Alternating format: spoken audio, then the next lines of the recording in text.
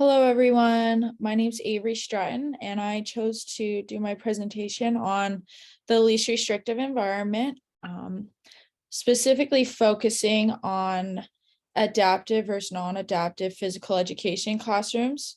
My major is PE teaching coaching, and so I knew that this topic would really apply to what I want to do in the future. And so in this presentation and throughout my white paper, my goal was to figure out how to more effectively place students in the proper classroom based off their needs. So I'm just going to go over a brief history of the IDEA and how least restrictive environment fits into that. So the goal of IDEA is to bring students with disabilities into the mainstream of American society through education. The conceptual framework of IDEA has been developed over time to include least restrictive to most restrictive environments. And in class, I know we talked a lot about the least restrictive environment being the regular general classroom. However, every child's going to be unique, and therefore they're going to have unique needs. So I'm wondering, how can the least restrictive environment be made more accurately to fit the needs of each student? The IDEA acknowledges that the vast majority of the students are mildly disabled, and therefore they should be entitled to the most normal setting as possible. However, there's going to be other cases, and so it's important to know how can we help students be placed in the most accurate fit for their needs. So just going over the role of physical education as well. A holistic education is so vital for all students, and this is going to be very important to note. During my presentation, I'm going to talk a lot about this, but the goal of PE is to help individuals who can move with confidence and competence in a variety of physical activities in environments that benefit the healthy development of the whole person or create physically literate individuals. So I think this is important to note. Like I said, we're looking for a holistic education. So when placing students, this needs to be considered.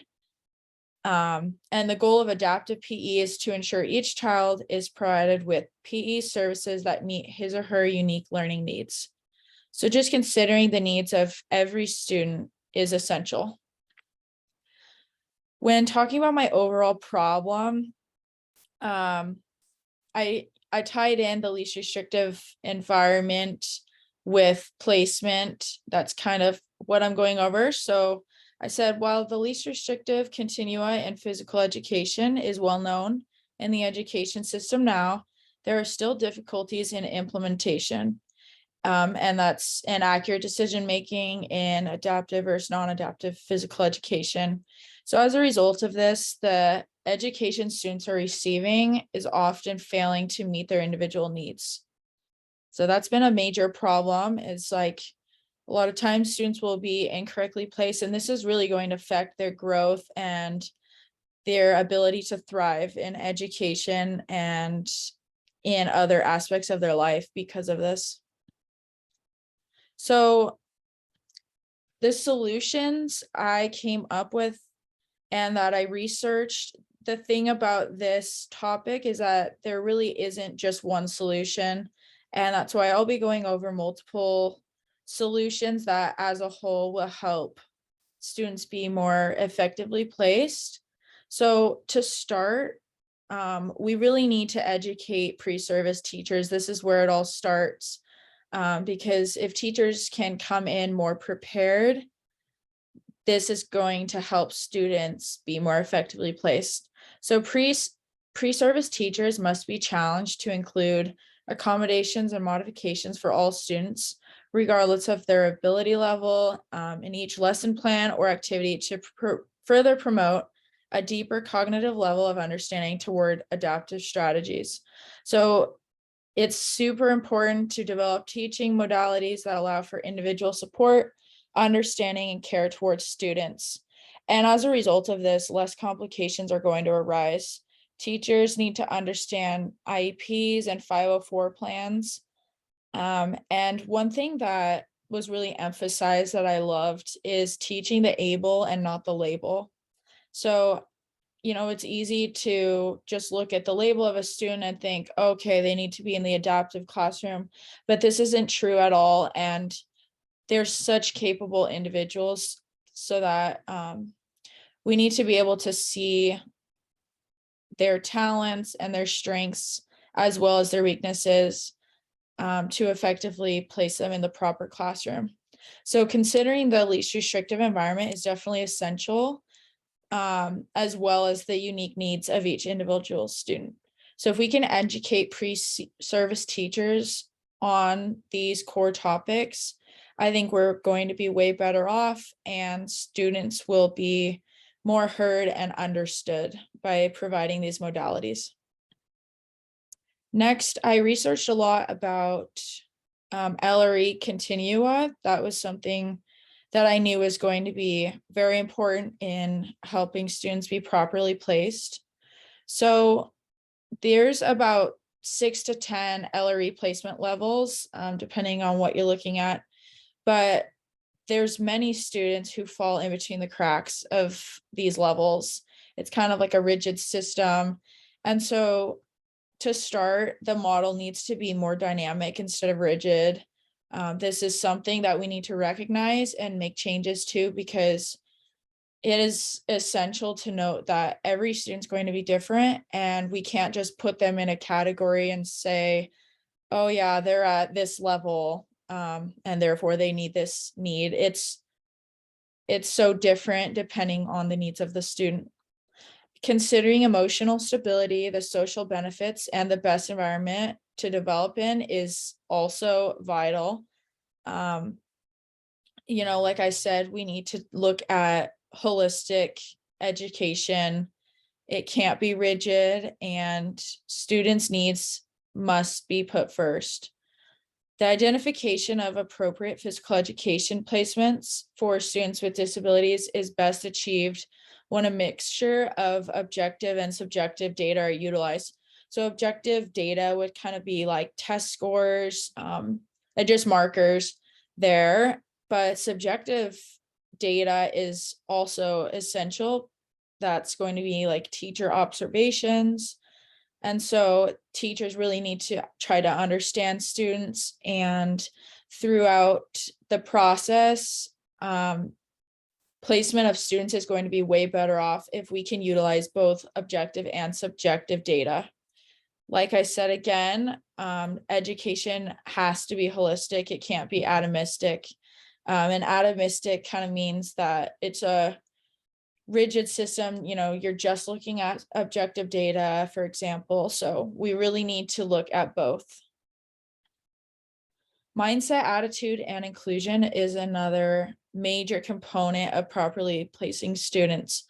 So in New Zealand, they actually did a research study, and they found that after 2 years of this research project, they found that teaching with a willingness and open-minded outlook outweighed any lack of specialist knowledge concerning specific disabilities, medical conditions, or wider PE subject knowledge.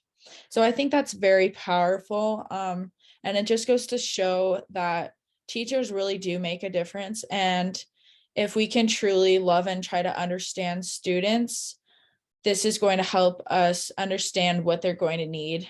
It's not always going to be easy, but keeping an open mind and a positive outlook is going to be super important and essential for a student to be able to grow in the best environment that they're placed in. Emphasizing teamwork, optimism, and uplifting others is imperative to achieving an appropriate fit for students with disabilities. And that's something in PE specifically, you think about how important teamwork is to emphasize, and students really can make a difference. And so creating a positive learning environment through equity and inclusion is essential, and the teacher, again, can do this through strategies that they implement, and just if they themselves are optimistic and uplifting, it's going to encourage students to be this way and overall create a better environment for students, regardless if they have a disability and if they don't. So funding is also a major issue when properly placing students in adaptive versus non-adaptive classrooms. In secondary PE classes in Tennessee, this was an older study, but I was honestly very shocked by the results. So 83% had a separate budget for PE, but the average spending was between 75 cents to $1 per child.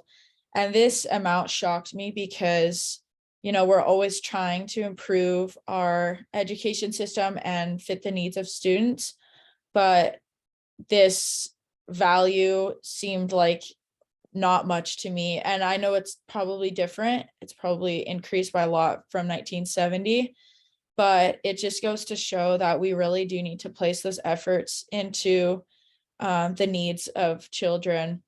So in this study too, 66% of schools didn't have any form of adaptive PE class, which is really sad to me that they didn't have. And 33% had them on a limited basis, so they weren't even always there. No schools or system had indicated that they had a full-time established adaptive PE program.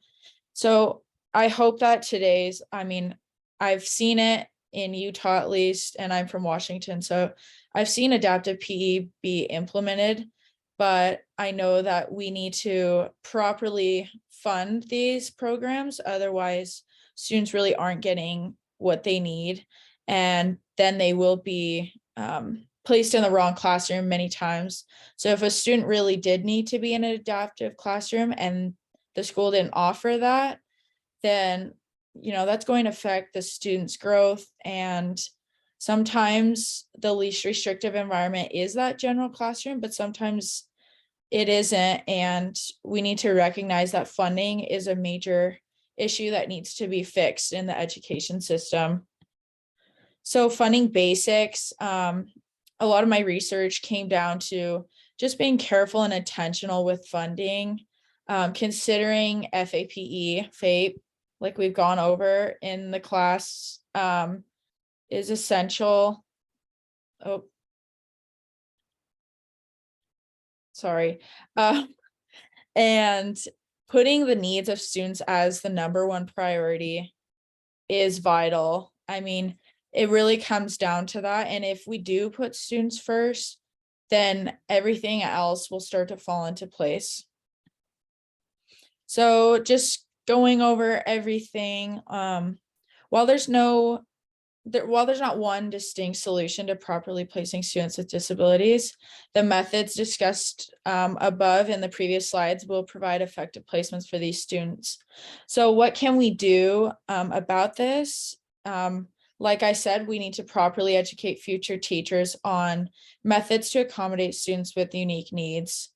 It all starts from there, and once they're teachers, once they're in the school districts, then they will have a better understanding of students and really recognize, okay, what does their IEP mean and how can I help them be more effectively placed? Adaptive physical education environments must be incorporated in all schools produced by properly funded districts. So if the states are properly funded and the districts understand how to use that funding, then adaptive PE can be made possible for all students. And this is something that's essential for their growth. Recognizing the LRE continua as dynamic rather than static is also imperative in adaptive and non-adaptive classrooms. So like I said, we need to consider a holistic approach when it comes to education and properly placing students. Inclusion also must be at the core of the environment, which is fostered by teachers and incorporated by students. So at the end of the day, even if a student is incorrectly placed, if they're included and if what they have is fostered by teachers and students, then they're going to be much better off in the classroom. And so, this white paper and doing all the research really helped me understand that there's always going to be issues with properly placing students. It's just because there's no one solution for this, and every child is unique. There's always going to be unique needs. But if we can incorporate these methods I talked about, then I think we're going to be much better off and helping students learn and grow, thriving in the best classroom for their unique needs. And here's my reference page. Oh.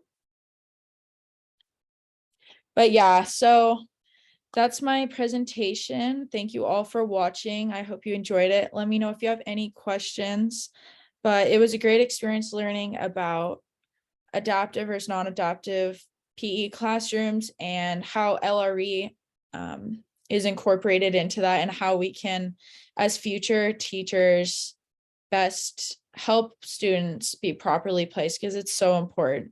Thank you so much again for watching.